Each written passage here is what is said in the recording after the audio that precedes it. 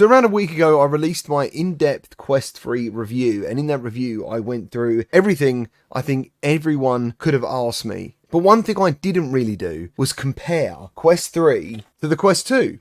I didn't really do that. Now, this is an older model. It still says Oculus on the front, which is the reason I'm keeping it, actually. The Quest 2 sold over 20 million units, and for good reason. This brought decent standalone VR gaming to people's homes, and it could also be a decent PCVR headset. Now, a thing that people are talking about a lot at the moment, mainly because of Quest 3, is mixed reality. Mixed reality on this headset was black and white. So, unfortunately, even though the games looked okay, having that really, really grainy black and white background kind of killed the immersion, and that's the reason no one really talks about it. This is one of the best controllers you can get on any headset. It's got decent haptics, it's got pretty good tracking, and the batteries seem to last forever. And they're just very comfy. You never really hear anyone moan about these controllers apart from stick drift that some people were getting, including me. I got stick drift. Now, one thing that really did hurt the Quest 2 was the head strap it came with, and that has kind of carried over to Quest 3, which we're going to talk about in a minute. But I think the Quest 2 was far worse. It literally cut open the top of my ears when I used it. And this is the Bobo M2 if you've got a Quest 2 and you're thinking of getting a head strap. I've reviewed it multiple times on the channel. This is a Halo head strap, and I really recommend these. It just takes all the weight, and there is a lot of front weight. Holding this now in comparison to holding this Quest 3, you can feel this bit just sticks out so much more. In fact, actually, this VR headset is a little bit lighter than the Quest 3, but it just feels a lot more unbalanced. Now, to quickly go over the specifications of the Quest 2, it's got a Qualcomm XR2 in it. The Quest 3 has a newer chip in it, and much more powerful, actually, more than double.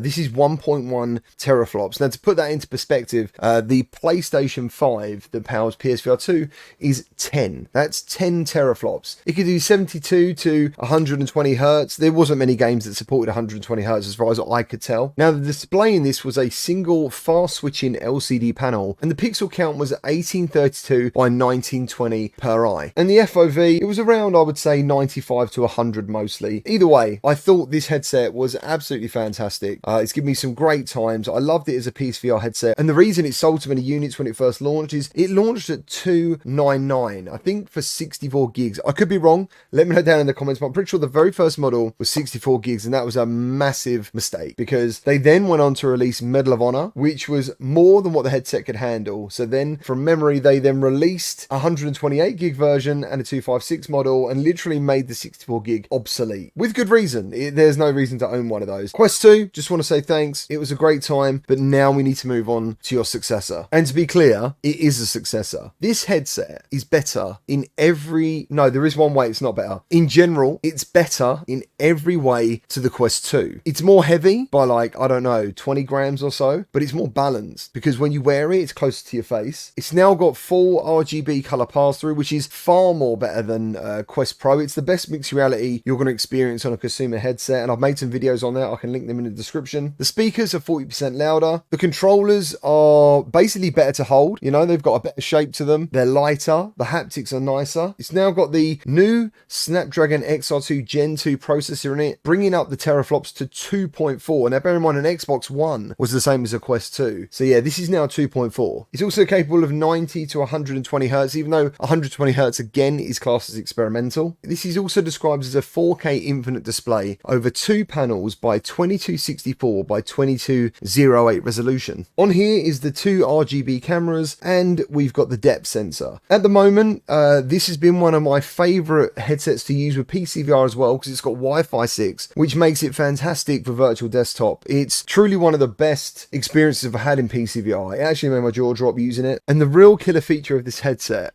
is the pancake lenses. These things are gorgeous. There's hardly any glare, and the clarity it's simply superb. And that's why, even though obviously when you play a standalone game, it's still powered by a standalone chip, so the graphics are of certain expectations. When you combine this with PCVR, for the £500 this headset costs, it's insane. It's so good. Looking at the Quest 3 enhanced games, which I did cover recently, I'll link that video down in the description as well, basically makes this headset better in every single way to its predecessor, apart from one thing, and that is the microphone. The microphone at the moment is causing all sorts of problems, and it sounds like it's just oversaturated. Hopefully some software can fix it, but at the moment, the microphone isn't great. But if you speak to some other people, I spoke to some other content creators, they said it was much better than Quest 2. So I don't know whether we've all got different mics. I don't know. Mine's not too bad. I've heard one of my friends from the VR Oasis, his mic sounds pretty bad to him. So we'll have to sit on this and wait and see what happens. But when I go into online games, people don't know I'm in a Quest 3. And what I mean by that is when I used to use the Rift S, people knew I was on Rift S, that you just sounded like you were booming your voice all the time and it sounded terrible. This isn't like that. It's not good, but it's not bad. It's kind of average. It's an average mic. And I think a lot of people didn't expect that. Because as I said, in every other way, this headset is better. Especially, like for me personally, the mixed reality thing has been a real surprise. If you don't watch the podcast we do each and every week, it's called the VR Crewcast. We have a lot of good people on there. Sadly, it's Bradley. We have the Virtual Strangers podcast. We have Q2C VR Gamer, Between Realities. We all get together each week and talk about what we're doing, you know, what we've been up to.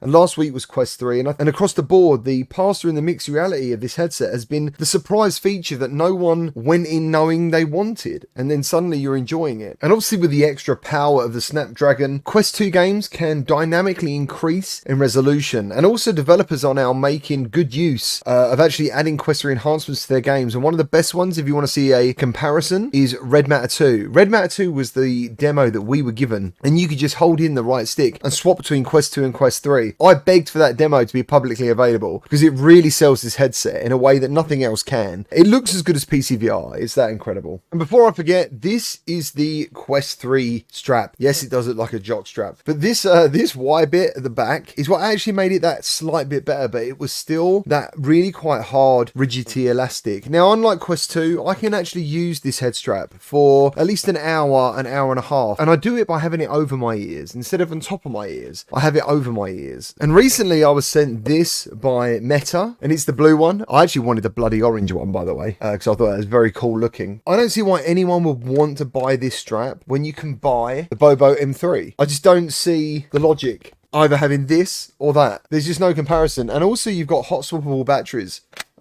which go on magnetically, and it charges the headset. Unfortunately, the Quest 3 takes more power than the Quest 2. So these batteries used to give you 2 hours. They're now giving me between 70 to 80 minutes instead of the 120 minutes that they used to do. But I have got 3 or 4, so it's better than nothing at the moment. I really hope Bobo basically make better batteries. So overall, I just want you to know that the Quest 3 is absolutely a better headset than Quest 2.